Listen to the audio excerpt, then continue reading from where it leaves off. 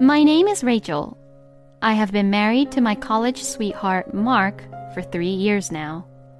Mark is a carefree, easygoing, and a huge eater who has made it to the finals of one of the TV shows, the Food Challenge Championship. Weighing about 330 pounds, his stomach is beyond the realm of human beings, and he has devoured 100 plates of fried chickens and 30 slices of XXL-sized pizzas. He also drinks 10 2-liter bottles of Coca-Cola to refresh his palate and still looks like it's not enough for him. Since he had an enormous appetite, life with Mark was always a struggle. He says he eats very light meals at home, but even so, out of his monthly salary of $2,000, $1,800 are all spent on food. The Engel's coefficient, which indicates the ratio of food expenses to total expenses, averages just under 30%, but our figures were over 90%. Since we own our home, we don't have to pay housing costs, but we are behind in paying fixed expenses such as utilities and phone bills, and have often had our electricity and water stopped since we couldn't pay for that either on time. Mark's family has been providing financial support to help us make ends meet. Mark's family only consists of him and his mother. After our marriage, my mother-in-law, Linda, has been living alone in an apartment. She is also known as one of the big eaters in the neighborhood. No matter how much she eats, she somehow manages to stay thin, and even Mark admits that she eats a lot. She is obsessed with food and devours everything that is put in front of her. She is literally a machine that just eats. Mark would laugh while describing about her. Sometimes, Linda would invite us to visit her apartment. But when it comes to eating together or anything related to food, she would begin to bully me. Welcome. Thank you for coming all the way here. Here, please sit. When Linda invited Mark and I into her place, she first makes us sit in chairs. From where she stands, she looks down at me with a smile, but there's always a cold look in her gaze. It's as if she's trying to bully and beat down the hateful woman who took away her son whom she had carefully raised. Oh, I'm sorry, Rachel. I went to buy a cake for the two of you since you said that both of you were coming to visit me, but the shop only had 20 pieces. 10 pieces were each placed on 2 huge plates, one in front of Mark and the other in front of Linda. One small empty white plate was in front of me. I think there's something in the pantry by the storage, so you're free to eat anything from there. Linda says so, but the pantry by the storage is a little far away from her place, and there's no way I can tell which shelf to look at. I can only give a fake smile to her and tell her that it's unnecessary. This always happened whenever we visited Linda, and all the main dishes like the barbecue meals and desserts were all served by Linda to Mark and her, but I was left with only one empty white plate. I don't mind if they do that with a side dish, but I'm fed up with being harassed like this every time. Hey, Mark, I only have this plate and I've got no food on it. I decided to consult Mark about it. But Mark wouldn't even look at me and seemed to care. This cake is from that cake shop over there, right? It's so good. He munched onto the cakes and says, Mom said they didn't sell it, so I guess it can't be helped, right? Well, no, I mean, every time I'm here, all I do is get this white empty plate. I had no choice but to clam up. Mom, you really know my taste buds. It's so delicious. I married him because I liked how carefree he was, but he really has no consideration for his own wife. I grew more and more disgusted, day by day, with the insensitivity of Mark, who never questioned Linda about how she bullied me. One day, we were invited to eat dinner with Linda. I ordered pizza, so come and eat it. We also have fried chicken, so let's have a small party. Mark was so thrilled when Linda called for a feast party. I love pizza so much. How can something very junky be so good? As I filled the container with the salad I've prepared as a side dish, I thought to myself that I'm sure I'll end up eating just this salad anyway. Compared to Mark, who looks very happy, I let out a huge sigh. When we arrived at Linda's place, she started her custom, to bully me. It took 5 delivery people to bring in the 60 extra large pizzas into her place. The same number of fried chickens were also prepared. I wonder if this would be enough. Linda asks. Yes, well, if we have about 20 more plates of hamburgers, then it would be perfect. Mark asks for an additional order. What an appetite. I was just too stunned. What kind of big eaters were they? I muttered in my mind.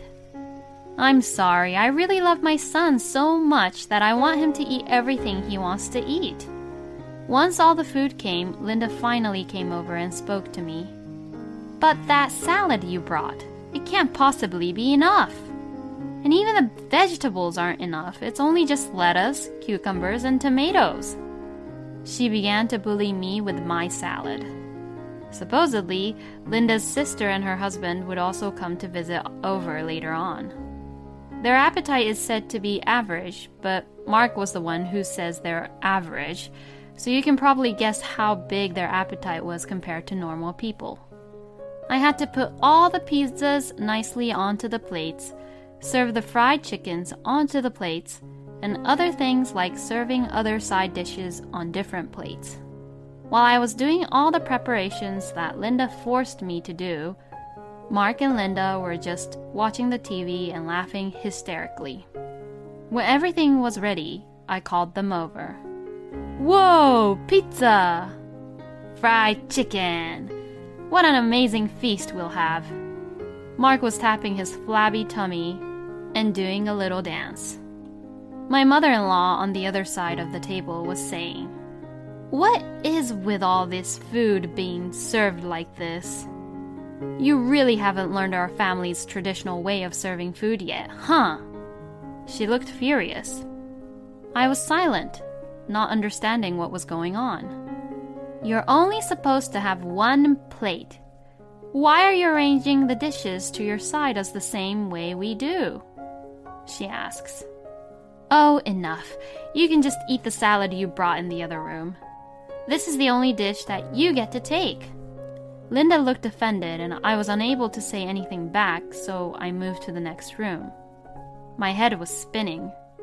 In the living room, on the other side of the wall, a huge feast was going on without me.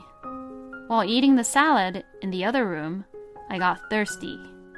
I tried to ask Linda if I could at least have a sip of Coca-Cola, but she says, "Oh, we don't have them anymore, and these are the 2 last ones. Sorry," she says with a smirk on her face.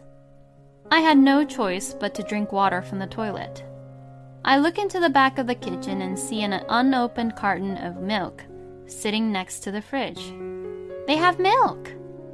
I picked it up and asked Linda if I could at least drink that. And she answers, "Oh, this milk is for the stray cats, I'm sorry." And saying this, she went back to the family feast. She made me do all the preparations for the feast and then called me out on my lack of manners. She has enough milk to feed stray cats, but she doesn't even have anything to give to her own son's wife? I really have had enough of this. Now it's my time to show them what I can do. The adrenaline and anger filled my body.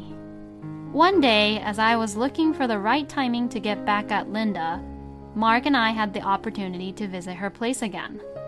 As usual, I was being bullied with no food on my plate. "Grandma!" I heard a young voice. The voice was my niece Kathy's, who was at the front door. "Oh, well, what's wrong now, honey?" She was standing in the doorway, who was probably on her way home from kindergarten. I forgot to bring back the cactus drawing that I made with you yesterday. I looked into the living room and saw 2 pieces of paper with drawings on it on the table in front of the TV. Well, I'm sorry that I couldn't remind you about it. Linda quickly changed her devilish expression she had towards me and smiled lovingly over to Kathy. Then Kathy came running into the living room. Then she went straight to the cactus and picked up a small one. It must have been a precious treasure for her. And for Linda, it was a proof of her granddaughter's hard work. Because you like this one, Grandma, I'll leave it here. And I'll bring this one, okay? Kathy picked up the one she was bringing it back home and looked at us. Oh, Auntie and Uncle! She realized that we were there. Kathy was so adorable. At that moment, I had a great idea. Hey, Kathy, are you hungry? Hearing this, Kathy turned to me and said, Yup, I'm hungry. She held her stomach and gave a huge smile as she said that. She really is very cute. I see. Well, how about we play a game to see who can eat more? If you win, I'll buy you the toy you've always wanted. Really? Okay, I'll play. Oh, there's all my favorite foods on the table. I could eat all of them. Kathy's stomach growled loudly as she looked at the pizza, fried chicken, and large hamburgers, which were all in front of Mark. Oh, these are mine.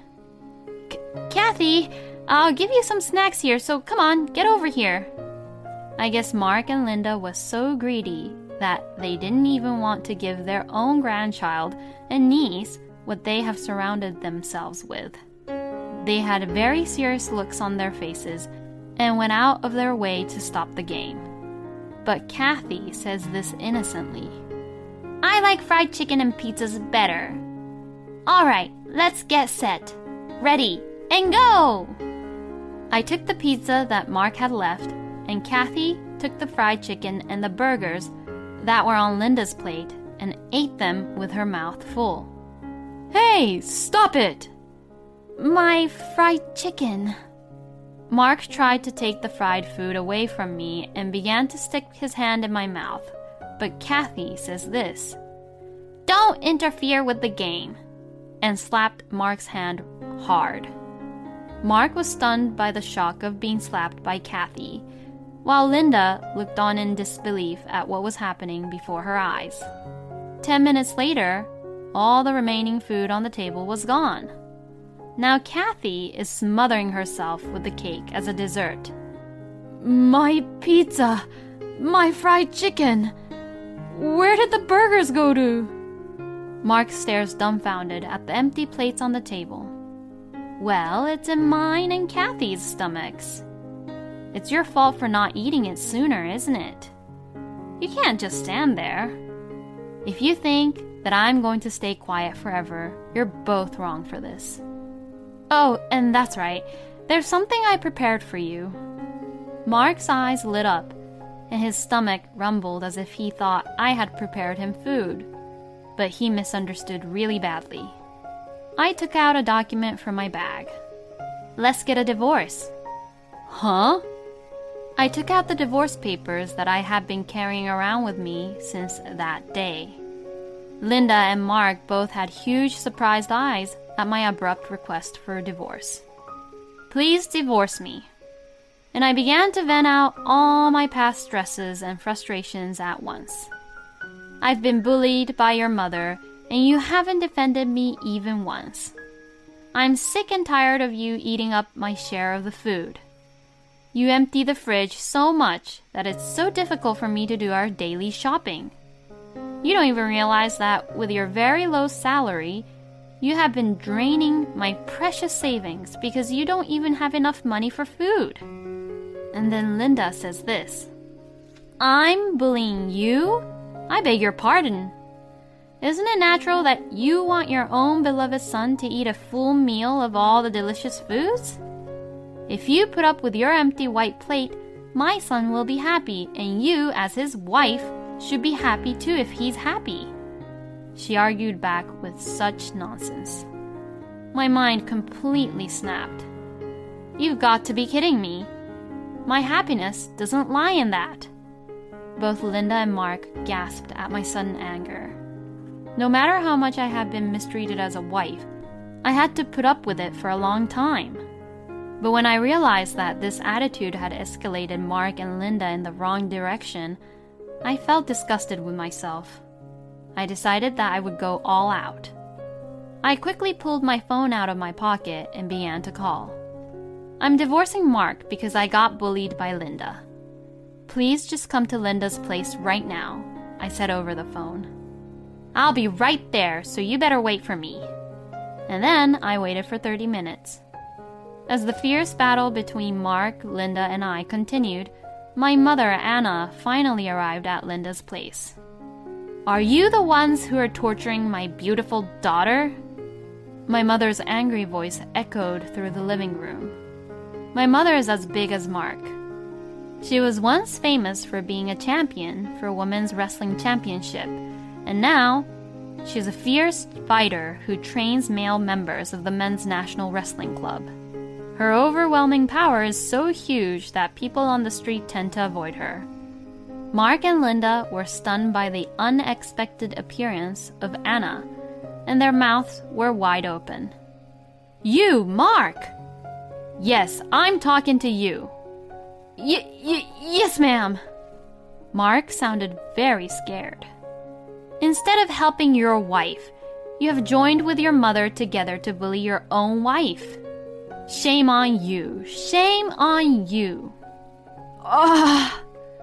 I'm so sorry. Mark repeatedly apologized with tears in his eyes. And then my mother became a little bit calm at this point. By the way, how did you even get bullied? I revealed everything that had happened to me. Mark and Linda, who have been picking on me, definitely took advantage of my silence so that no one would notice that they're actually bullying me. They are bullying me, but by nature they're what I call cowards, who are more concerned about what others think of them. Knowing this, I asked my mother, who is a fierce fighter, to appear this time. My mother grew angry at the numerous stories I told her about me being bullied by them. Seeing my mother get angry, both Mark and Linda began to tremble. When my mother finished listening to my story, she told Kathy and I to go outside and enjoy at the amusement park nearby, and disappeared with Mark and Linda into the next room. And 2 hours later, when Kathy and I returned to Linda's place after enjoying the amusement park, Mark and Linda were slumped over looking helpless, apparently having been lectured by my mother earlier. So? Don't you have something to say to my daughter? What are you supposed to say if you did something wrong? My mother urged Mark and Linda. I'm so sorry. They both apologized to my mother and I. If you want my forgiveness, sign the divorce papers. If you promise to stay away from me for the rest of your life, maybe there will be a day when I could finally forgive you both. I understand. My mother did an amazing job. My mother and I looked at each other and laughed. And Kathy was quietly eating her cake at the table. 1 year had passed since the divorce. Due to my mother's influence, word got out that Linda had bullied me, and she had become a person who was hated by many people. From that, she got depressed, and her hormone balance was broken, and her slender body, of which she was so proud of, had completely changed, and she got very fat.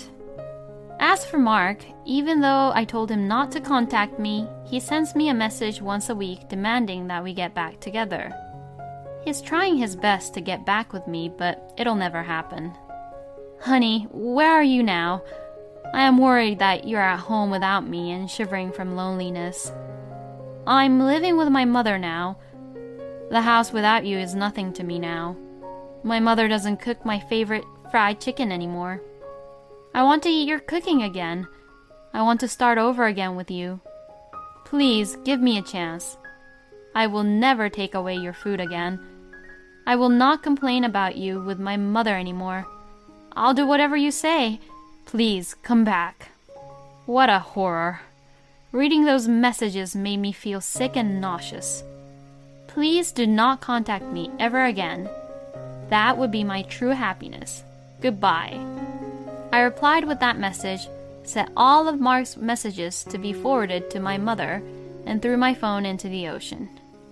I'm so sure that Mark will get lectured from my mother now every time he texts me from now on.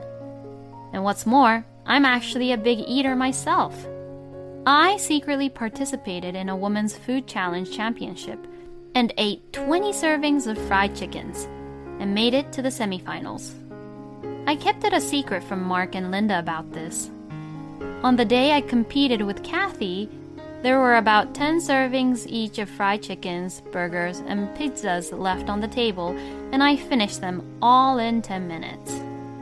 Kathy also ate about 5 servings, so in the future, she would definitely be a big eater. After that incident, I threw away all the white plates, which reminded me of those traumatizing days. Whenever I feel like it, I prepare about 12 servings of fried chickens, pizzas, and burgers, and enjoy eating them all with my mother. Being jealous over food really is something. Every time my mother and I remember Mark and Linda apologizing on their knees, we both have a laugh about it.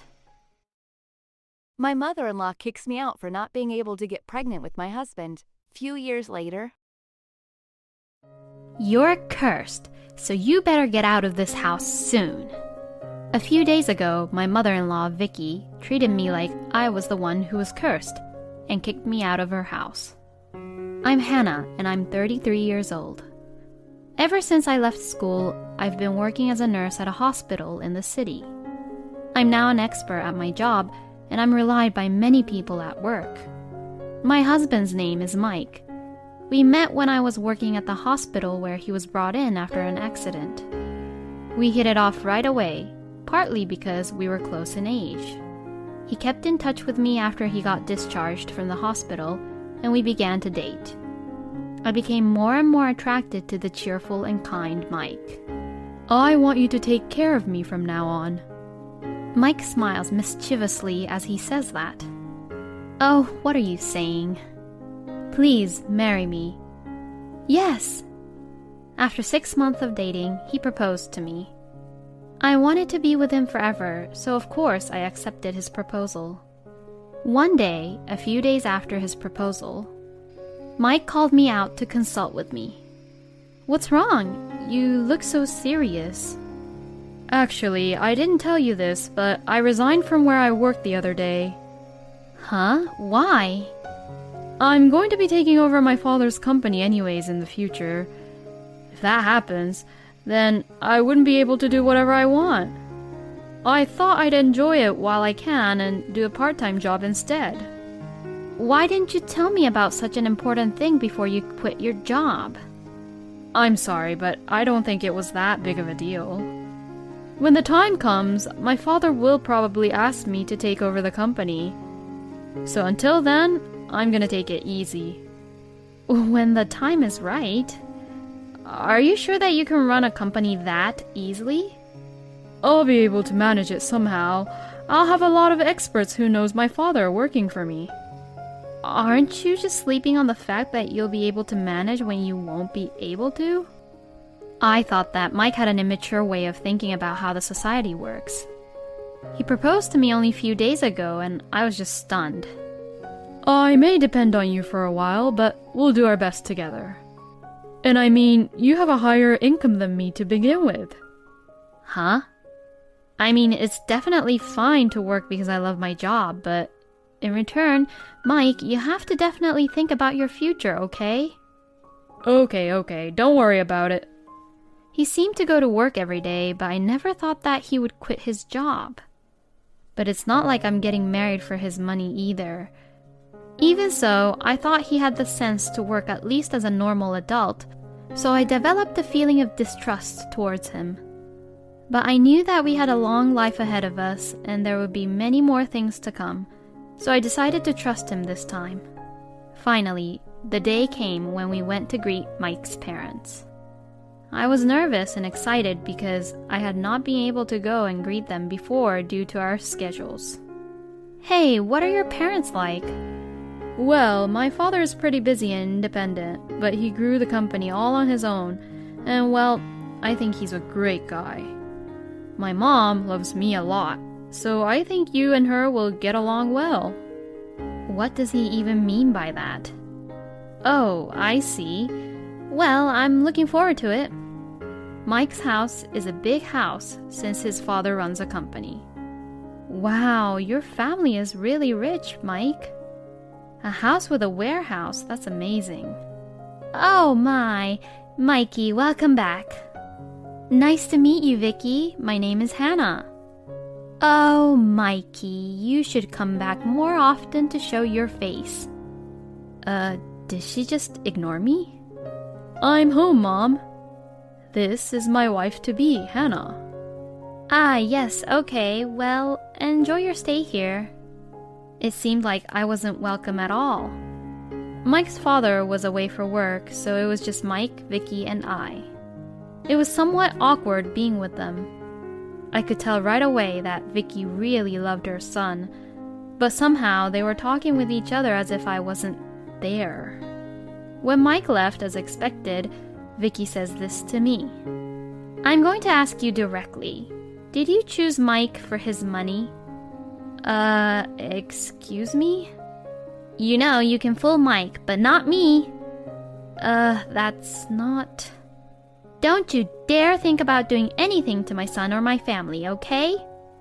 On the way home, Mike suggested that we should live together with his family. You and Mom seem to get along well with each other, and wouldn't it be more convenient for us to live together with them after our marriage?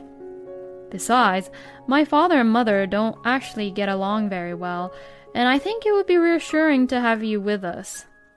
In return, when we have enough money saved up, we will definitely buy a new house and live together.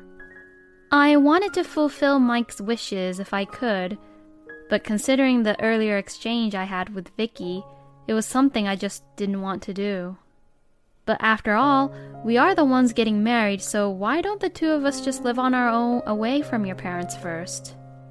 We'll think about whether or not we'll live together in the future at that time.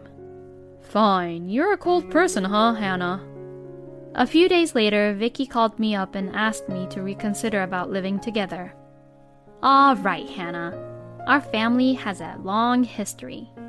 In order to accept you, a stranger from nowhere, as my son's wife, I need you to prove to me and show me that you're not marrying my son just for money by moving in with us.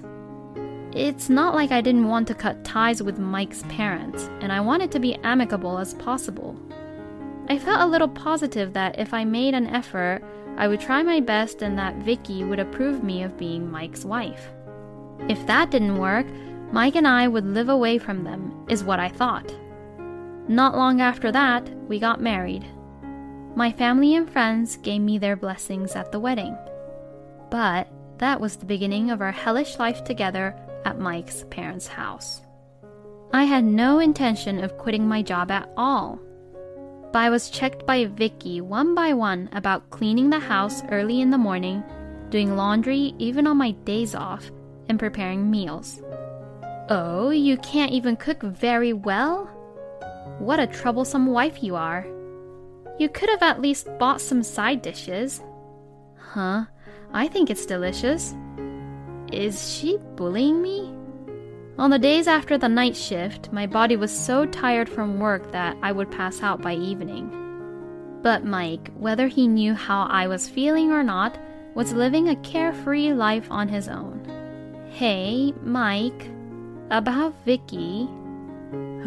Again? Just make it work with my mom. I have to go to my part-time job now. Hey!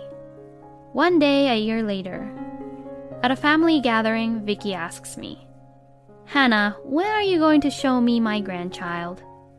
Please don't tell me that you're infertile. If you are, you should go to a clinic for a treatment right away. I was getting concerned about it myself, even without Vicky's advice. In fact, I had been going to the clinic for a while to consult about infertility treatment. The treatment would cost a lot of money, and I couldn't quit my job, so I have been worrying about it for a long time. I could only reply, "I'm thinking about it properly," to her. We had only been married for a year. And yet, Vicky tells me this. "You're incapable of having children, aren't you? If you are incapable, then it's pointless for you to be even here as Mike's wife." I was shocked by Vicky's heartless words. On top of that, some of my relatives also said that they were worried that I wouldn't be able to produce an heir. When I looked at Mike, he turned his face away and ignored me. I had no one on my side. "I'm doing my best. I've been to the clinic and had tests done." "Well, this is the first time I'm hearing about this. Then you must be able to get pregnant with healthy children, right? If you can't produce an heir, you are completely unnecessary here. If that happens, I will ask you to divorce my Mikey." With those words, something inside me snapped. I've had enough. I'm not a slave that you can just disown me just because I can't get pregnant. Besides, I married Mike, not his whole family. Oh dear, you've really said some things you can't take back now. You really are not qualified to be a wife after all. It can't be helped if you're only after our money, though. Well, I've had it enough too. A woman like you who can't have children better get the hell out of my house. Hearing her words, I packed my bags and left immediately. I went back to my parents' house and told them what had happened. Mike called me as soon as he came home from work. "Please, come back. If you're not here, I'll be troubled." "Troubled by what? Are you saying that knowing what I went through?" "But I don't want a divorce from you." "Then why don't you leave your parents' house and come live together with me?" "But my mom..." "Are you going to leave your parents' place or not? Which is it?" Let me think about it for a little bit." "Huh?" In the end, Mike couldn't argue back to Vicky and ended up divorcing me. We had a little trouble during the divorce process. Vicky, who knew that I had my savings, told Mike to divide the property properly between us. But I was totally against it. A meeting was set up to discuss about the issue, but thanks to my parents and the lawyer I had asked for, also complained to Mike about it, so he caved in and the divorce was successfully finalized with no property division. To this, Vicky was saying, "My son said enough is enough, so that's why he was kind enough to cave in, and you should be thankful for that." Finally, everything was over. I couldn't see a future with such a crazy person like Vicky, and Mike, who seemed to be forever stuck at his part-time job. I was glad that this was over. I also became to think that I should start my life over again with a refreshed mindset. I was now alone and I had moved out and resumed work with a refreshed mind. And few years later, one day, when I had almost forgotten about the past, Vicky suddenly came to my house. "Long time no see. What happened?" "You were only trying to be innocent when you weren't at all. Our family heirloom is missing ever since you left. Give it back, you thief." I had no idea what she was talking about, but I was not happy to have her making a scene at my front door, so I reluctantly asked her to come inside the house. Vicky was being very aggressive. "Our family heirloom, which was placed next to the warehouse, is missing. It was you who took it, right?" Not only did she accuse me that I was unable to have children, but she would also accuse me as being a thief. I'm just so stunned. "Huh? What do you mean? I have no clue what you're talking about." "Fine, I'll give you some time, a few days, to return it back. If you return it in time, then it'll be fine. If you don't, I'll sue you." Vicky finally left after saying that. I had no idea what was going on, and all I was left with was a feeling of discomfort.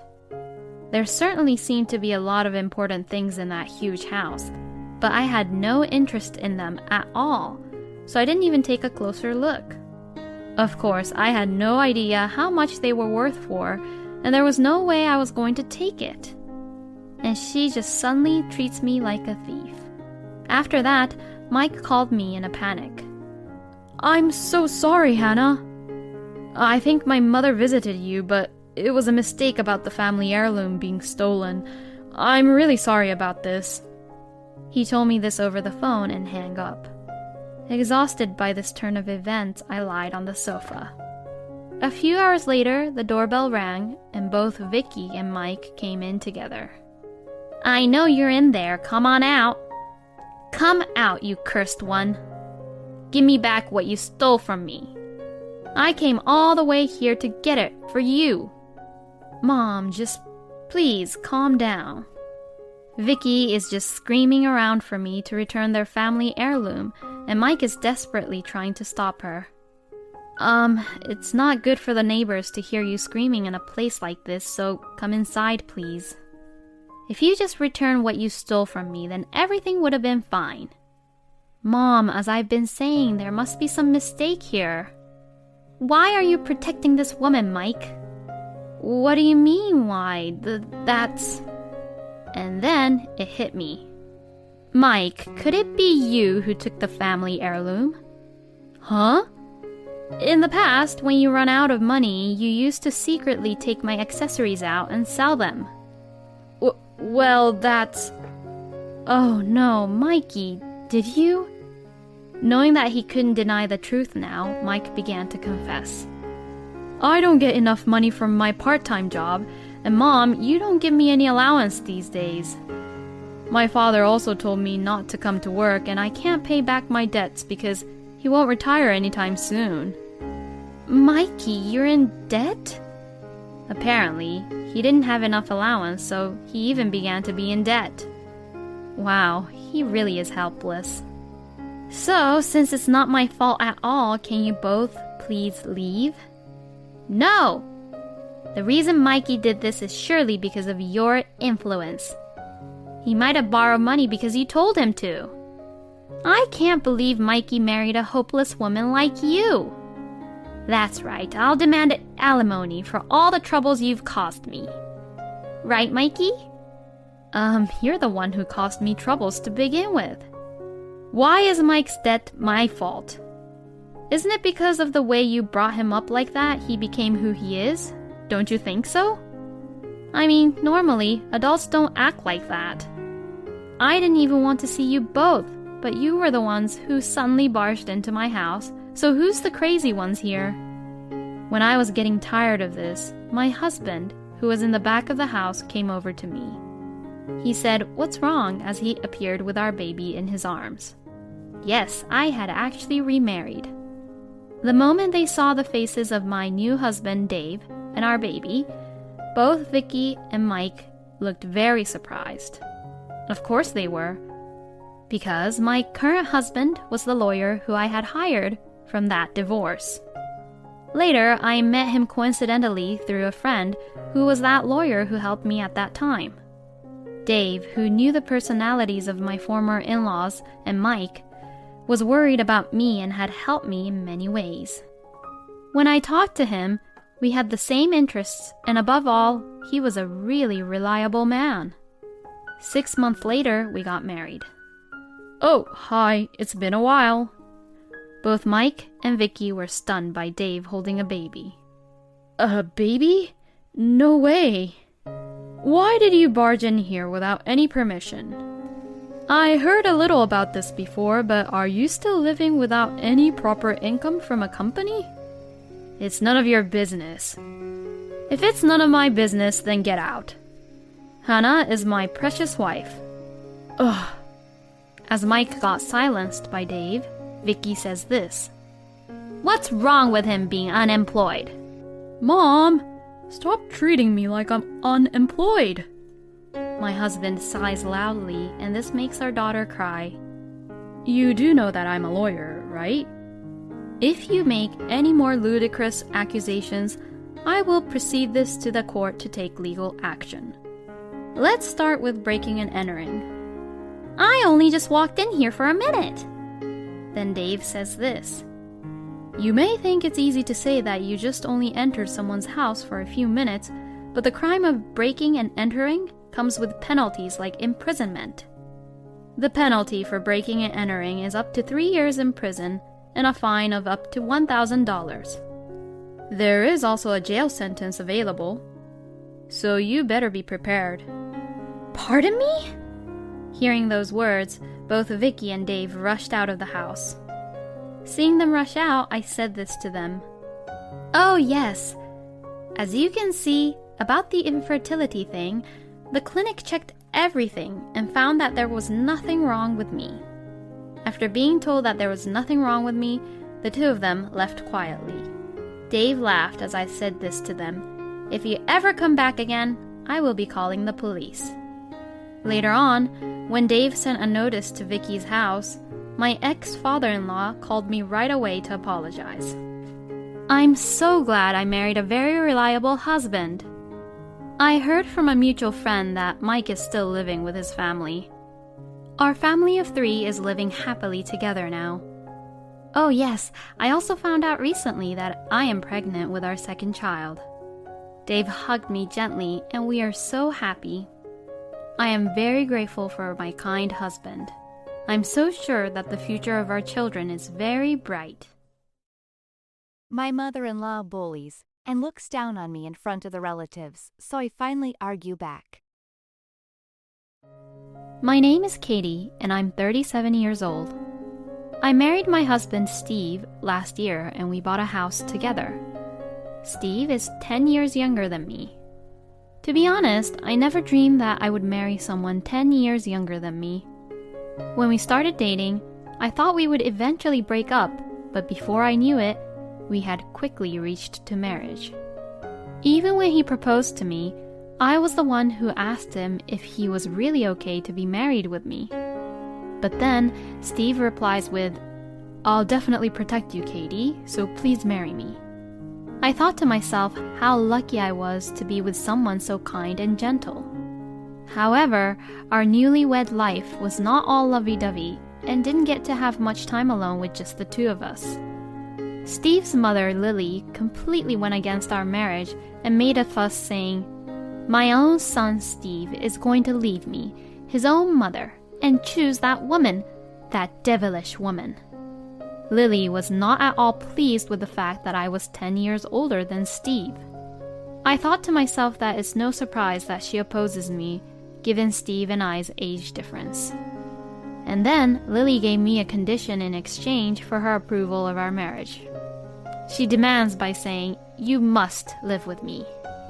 I thought it was a bit too far-fetched, but Lily would not allow us to get married at all unless we obeyed her request, so we agreed. Besides, Steve at that time couldn't really ignore his mother like that. "You know, my mother raised me all on her own, right? So I felt like I had to return the favor." Lily had raised Steve all alone as a single mother. Steve was grateful for that and wanted to repay by taking care of her. As for me, I couldn't really do anything to get in the way between Lily and Steve's bond, so we decided to live together. I wanted Lily to see the two of us, Steve and I, as a normal married couple and to gain her approval. We decided to live together in a house that we had purchased as our new home. We hoped that this would improve our relationship with Lily, but oh yes, we were very much mistaken. "Katie, can't you even do your housework properly? What in the world have you learned at your age? This is why I hate women who are older than Steve." Lily's bullying only got worse. Like Steve, I worked overtime and often came home late, leaving me with little time to take care of the housework. With all due respect, Lily, I work just like Steve does. So please understand that I can't do everything perfectly. That's what I would say to argue back, but you instantly disobey people who are older than you, huh? What a bossy wife you are. Hearing what she said, it looks like she gets more fired up and bullies me even more once I argue back to her. Steve, seeing all of this, says, "Mother, stop talking to Katie like that." He always defended me. To that, Lily looks shocked and says, Well, Steve, honey, you weren't like this before. It's all Katie's fault that you started rebelling against your own mother. While saying this, she would wipe her tears with a tissue. And then she would give me this very cold, angry glare. This is all your fault. I don't know why Steve got married to a woman like you. This would happen every single time. Wow, I really can't believe that I'm kind of living a life of the one that you'd see in soap operas, where wives get picked on by their mother-in-laws. I guess Lily is frustrated that her beloved Steve was taken away by a wife who's way older than him, and also she just enjoys bullying me like it's her hobby. Day by day, Lily has turned into a very spoiled person, and she was going out of control. I had to take care after her grandmother before I had any experience in taking care of a baby, and I was having a hard time with it. Katie, I'm sorry about this. It's okay. Thank you for always being there for me. I actually feel really bad for Steve. His own mother hated and kept on bullying who he loves. Steve, who loves me very much, has tried many times to get her to move out, but I couldn't agree to his idea. I kind of felt sorry for Lily, even though she was like that. I believe that if I just put up with it, Lily would one day understand and maybe change for the better. That's what I believed. But Lily's verbal abuse towards me didn't stop. On the first New Year's Day after our marriage, we gathered at a relative's house. Lily, who usually never left the house, was so happy to see and talk with people as she was in an excited mood. Every day, Katie makes excuses that she has work, but in reality, she doesn't do anything at all. And she leaves all the housework to me. Can you believe that? If she did that during our generation, that would be unacceptable, right? I really don't know where she got her common sense. Lily was talking about me to all my relatives over drinks. She talked bad things about me even here. If it was only within our family, I'd be okay as I'm used to it. But now I was getting angry by the minute. Lily's voice was so loud that her conversation, which was held in the hall, even reached me in the kitchen. One of my husband's relatives, Lisa, who was with me, says, "Katie, it looks like you're having a hard time, aren't you?" She called out to me, looking worried. "Oh, yes, well, I'm managing somehow." Living with Lily is not a comforting experience, isn't it? Especially with Lily being like that. Well, actually, you're right. Without thinking, I let out my true feelings. Why don't you talk to Helen about it? Helen is Steve's aunt and Lily's sister. She's an older sister and she has always been kind and reliable.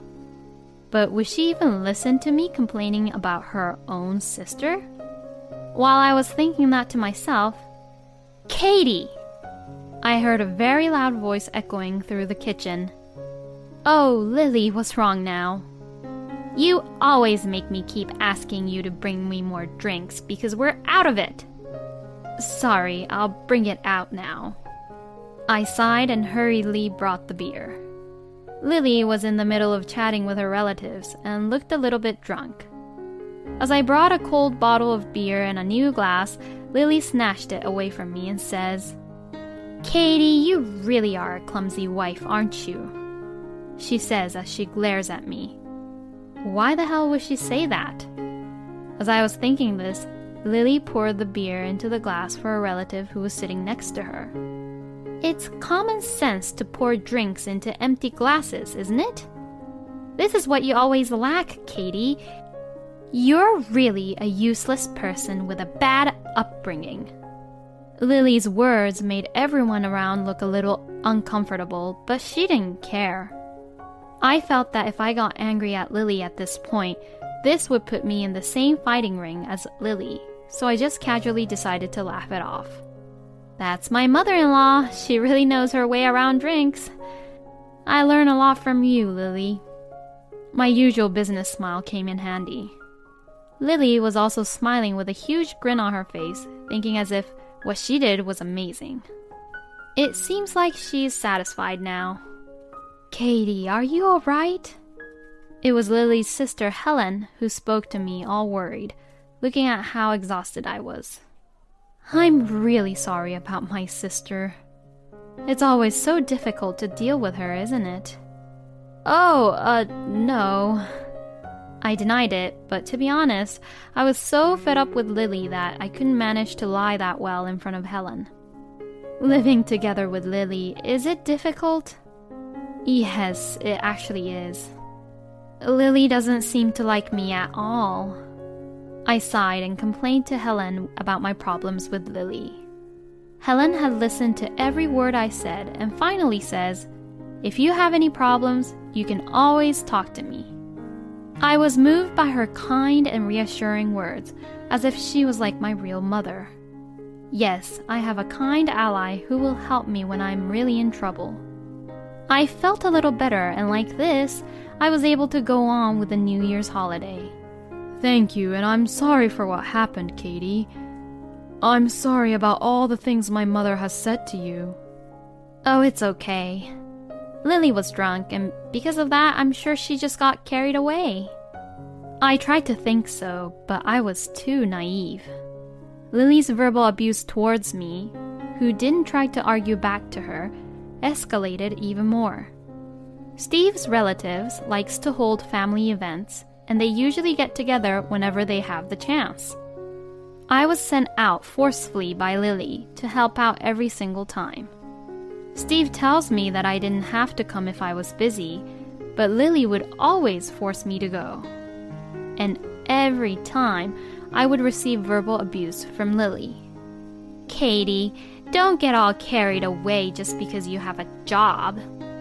A wife should always stand 3 steps behind her husband and quietly watch over him. You think you're unequal with Steve, but he's a better man than you. You don't understand anything. She was verbally abusing me publicly in front of my relatives again. What's so wrong of me working at my job? What's so wrong being in the same position as my husband? Steve tried repeatedly to warn Lily, but I felt very awkward about being everyone's attention on this lively drinking party. All I could do was just sit in silence and listen to Lily's terrible words. Then one day, Lily said something so horrible which made me decided that I could no longer live with her. It was at a family gathering as usual, and Lily, as usual, would be verbally abusive to me to make her feel better. What in the world does my son like about Katie? I really shouldn't have allowed him to marry her. Lily drinks with the relatives while saying such things. She can't even get pregnant, so what's the point of them getting married? Don't you think so? Lily says in a snarly voice, as if she is asking the people around her to agree with her. I felt the air freeze at her words. Steve's hand holding the glass began to shake, and I dropped the tray which I was holding on the floor. What did you just say, Mother? Steve asked in a low voice, as if trying to suppress his anger. What do you mean? I only said if she can't get pregnant, what's the point of you and Katie's marriage? I mean, aren't I right? Marriage at 37 means that she's given up on getting pregnant, right? That's why I was against the marriage, but you wouldn't listen to me. It's too late to regret anything. I wonder if Lily really understood the actual meaning of what she was saying. Steve and I definitely wanted kids. Indeed, I'm almost 40, so my chances of getting pregnant are slim.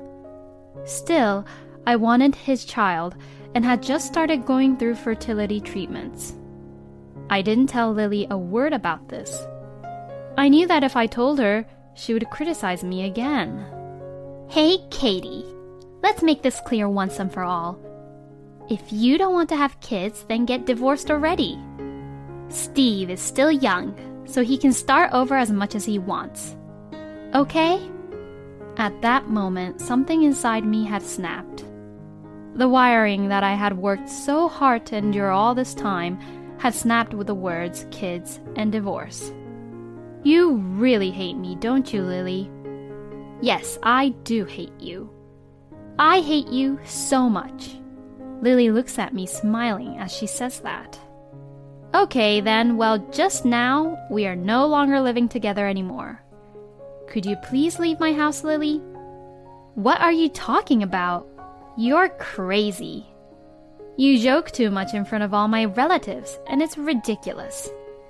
I'm sorry, but I'm not joking at all. You cannot stay in our house any longer, I declared firmly. Obviously, sensing a change in the atmosphere, all the relatives instantly moved away from us. Hey, what are you talking about? Well, if you hate me so much, then why are you living in our house? You have no right to demand me to leave. Oh, yes I do. That house is mine. It is up to me whether I let you live there or kick you out, Lily. Lily looks really shocked. Wait a minute, Steve. What's the meaning of all this? Lily asks Steve for help. Mom, I told you many times, didn't I? Don't make fun of Katie too much. Steve responded coldly. I told you that Katie built that house by herself, didn't I? Why can't you even remember something so important? Because normally it should be the husband who builds the house, right? Lily would always think that the husbands are the ones who built houses to provide for their family. Steve just sighed and continued.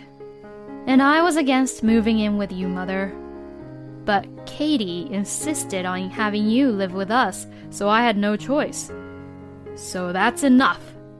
If you make fun of my wife anymore, even if you're my own mother, I will not allow it. Lily, with tears in her eyes, argues back. Excuse me?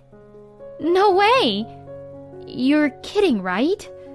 Steve, aren't you on my side? Your side? I'm more like your enemy, Mother. I can't believe that you're my own mother who verbally abuses my own beloved wife like this. Oh, Steve, why? Lily burst into tears and tried to hang on to Steve desperately, but it was already too late. Anyways, please pack your bags by the end of this week. As I said this, Lily looked at me with despair. No way! Katie, please, wait a minute. I apologize for everything I've done, so let's continue to live happily together, okay? She says as if nothing had happened. I can't do that. I can't live any longer with someone who doesn't have a shred of gratitude. No! I want to continue to spend time with you both, okay? Please stay away from me. And please get out of my house as soon as possible. I am the landlord here. I told her with no remorse. Mother, it is what it is, so get ready to leave. We won't help you. Lily had heard her son and his wife demand for her to leave the house, all in front of her relatives. Only few people sympathized with her. It was because everyone knew what she had been saying this whole time. Katie, good job. Thank you. It was Steve's aunt, Helen, who approached us after. Actually, this whole idea was Helen's. We have to teach my sister a lesson. Katie, you did a good job. Steve, you have to protect your wife. Auntie, thank you for helping me save Katie. Helen and I had actually been in touch with each other frequently. When I couldn't stand Lily's abuse, I would always consult to Helen about it. Helen always supported me gently. But won't it be a trouble for you, Helen, from now on? It's okay. Don't you worry about such things. I will be monitoring Lily from now on. So you both should just think about living your lives first. Thank you so much. I really couldn't thank her enough. After that, I asked Lily to leave our house as planned. Helen was the one who strictly got angry at Lily, although she resisted to the very end. This is what you did to yourself. Why don't you reflect about all the things you've said that hurt people's feelings? Helen came over to pick Lily up, and that was how she left our house. Supposedly, Lily repeatedly went over to Helen and asked if Helen could also beg us to forgive Lily and to accept her back again. But to that, Helen yelled at Lily, "That's enough! Think about how they feel and how they don't want anything to do with you anymore." Lily cried like a little child and said bitterly, "That woman brainwashed my son and made him her own." After Lily was kicked out of our house, she began living alone. I don't know where she lives, but I don't need to know that anymore. And we also moved out of our home. In fact, Steve had just been transferred and I had just submitted my transfer request. The house was originally built with my parents' inheritance, so there was no mortgage and it was easy to sell it. We made some money after selling the house, and this made life a little more comfortable. If Lily were to visit our previous home, she would surely feel lonely and hopeless. We knew this and chose to part ways. "Katie, I'm home." "Welcome home, honey." I greeted Steve at the door with my big stomach. "I'm looking forward to our baby. I'm finally becoming a father." "I'm counting on you, sweetie. Soon we will be parents." Steve is determined to protect me, even if he has to cut ties off from his own mother. No matter what happens, we can get through it as a couple.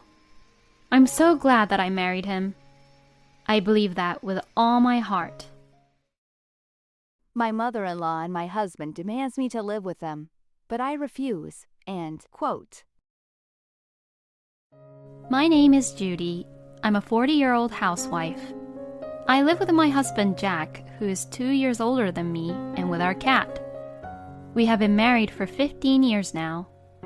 If you ask me that if I have been completely satisfied with my marriage so far, I would say not really. That is partly because we were unable to have kids. And the other reason is that Jack works at a low-salary job, and he doesn't help with the housework and spends his day off just hanging out at home. And what's more, Jack is a bit of a mama's boy, and even though he is in his 40s, he still wants to visit his parents-in-law's house, which is very close by. My mom is a lot more lonely now since my dad passed away. Jack makes excuses like that, but there's no way that his mom, Mary, is weak like that. She had no manners and also had a terrible personality. You know what? I was standing in line at the supermarket the other day and I farted, and it made a very loud noise.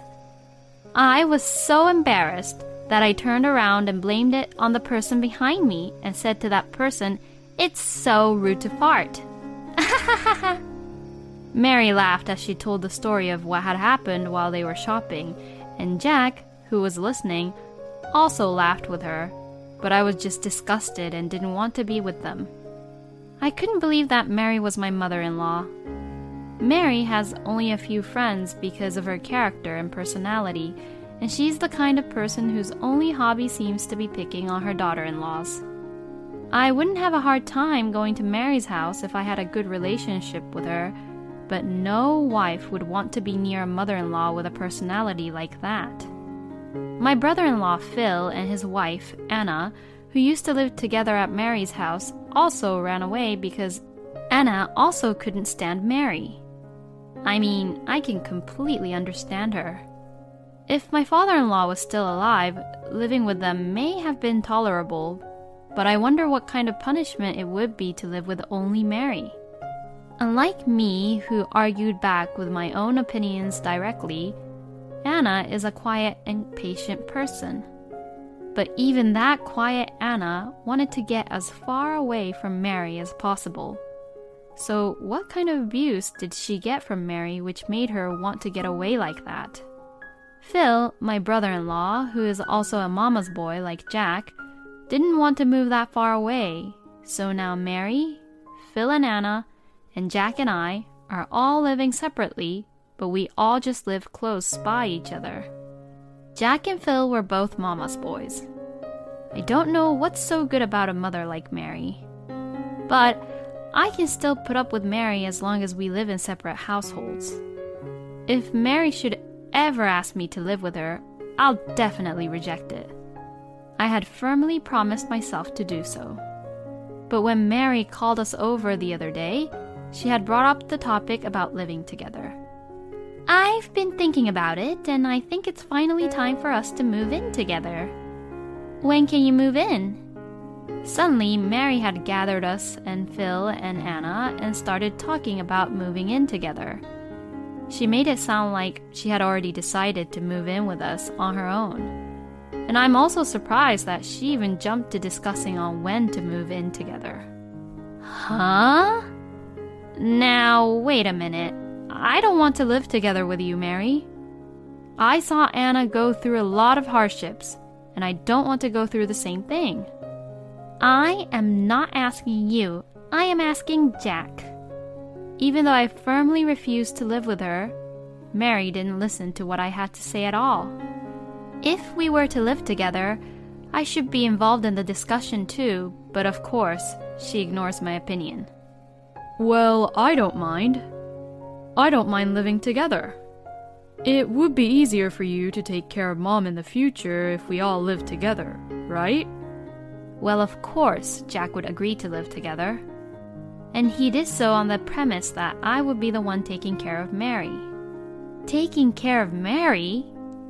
Me? Are you kidding me? Mary has been bullying Anna and I for years, and now you want me to take care of her? How could you even say that?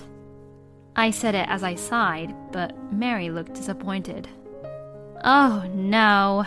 How could you accuse me like that?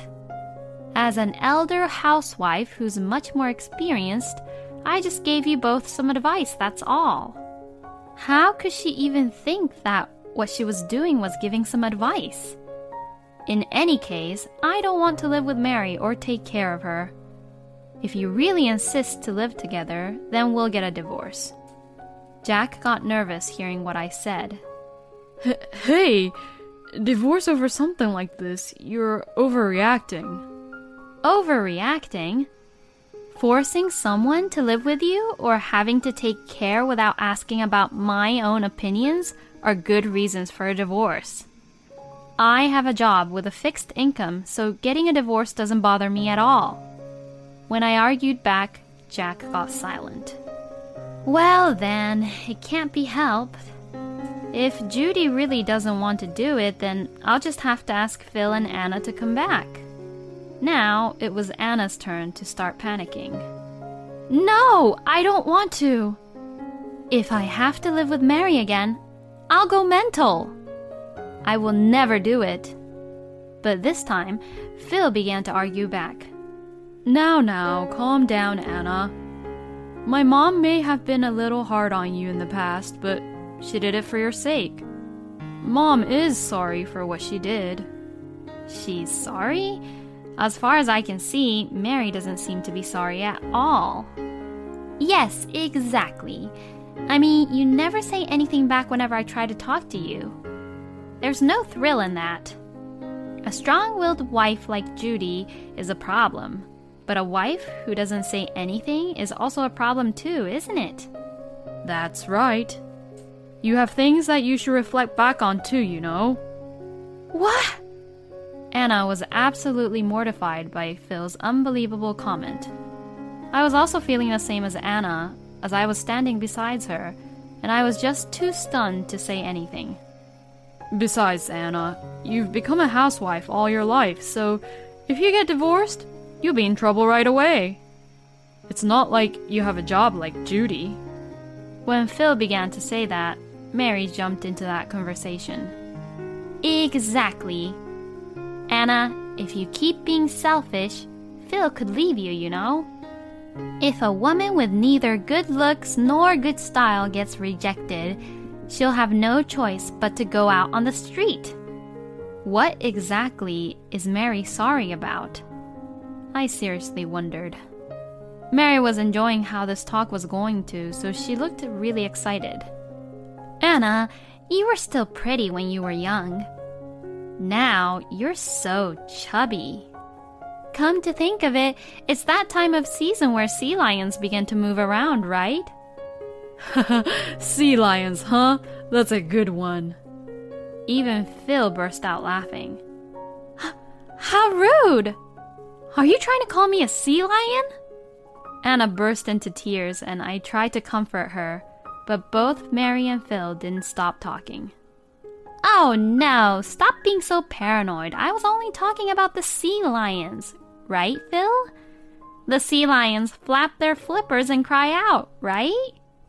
She's just like them. To my surprise, both Phil and Mary began to imitate a sea lion together. Please stop. What is wrong with you people? I shouted, and Anna burst into tears and ran out of the house. I shouted over to Mary as I stood up to chase after Anna. How horrible and inconsiderate of you.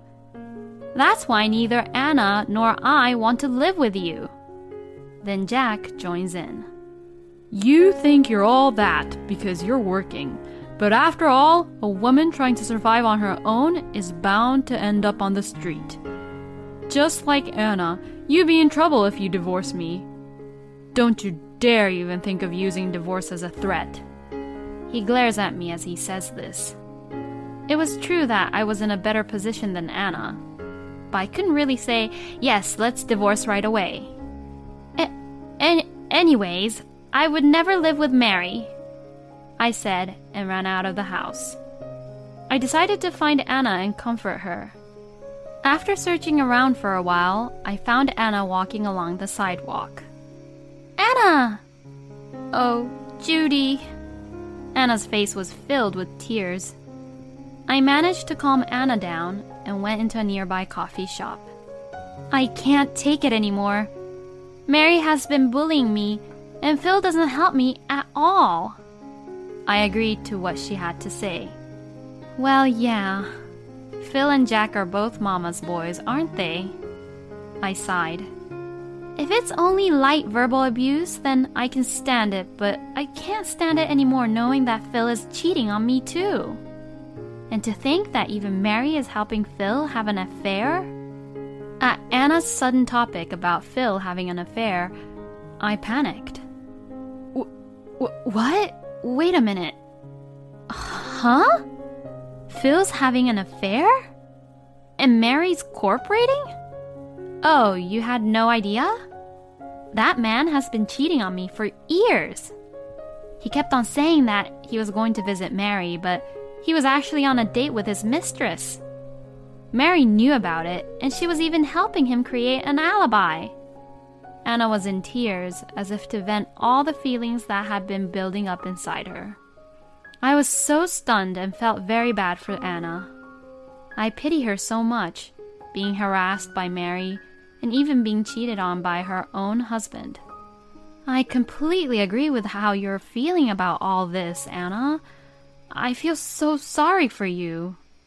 But why did you even put up with it? No matter how worried you are about how you'd live in the future, you shouldn't have to put up with this kind of life. I thought I was cheering her up by saying this. But Anna looked up at me with curious eyes.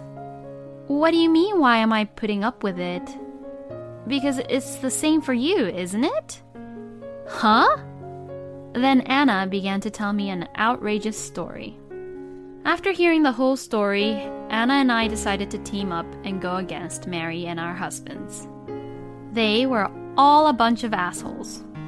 There is no way they can mock Anna and I to this extent, and there's no way we both could remain silent about it. We will surely pay back for all that they've done to us. And 1 month after Anna and I's discussion, Mary ordered all of us to come over to her place again. Since then, Anna and I have been steadily making preparations without saying anything to our husbands. And this was the perfect opportunity. We all headed over to Mary's place. Well, I thought about it, and after all, either Phil's family or Jack's family would have to move in with me. Mary began to talk about the topic of moving in together once again. I'm getting old, and eventually I'll have to have one of my daughter-in-laws take care of me, so I figured it's better to begin practicing now. To this, Anna answered right away. I don't want to live with you, Mary. I will never live with you. If we have to live together, then I'll get a divorce. Anna's tone of voice was so different from her previous ones that even Mary seemed to be taken aback. That again? What about you, Judy? She asks me this since Anna said no, and I answer back to her. So, what you're saying is that you want us daughter-in-laws to live with you because you want us to take care of you, is that right? Well, that's one thing, but I'm also lonely now, and I'd rather live with either Phil or Jack. Since both Anna and I kept on saying no to her request, Mary seemed to be getting more and more irritated. Are you really saying that you both can't obey to your own mother-in-law's request? Well, this is an order. I'm going to live with my son, so you have to live with me. Then, Anna and I both looked at each other and nodded. I will not. How about this person instead? I then spread out some photos on the table. That's... Phil and Jack began to panic, because those photos were evidence that both Phil and Jack were having an affair. The photos were of them entering a hotel with a woman, kissing in the park, and so on. You two were both cheating on us.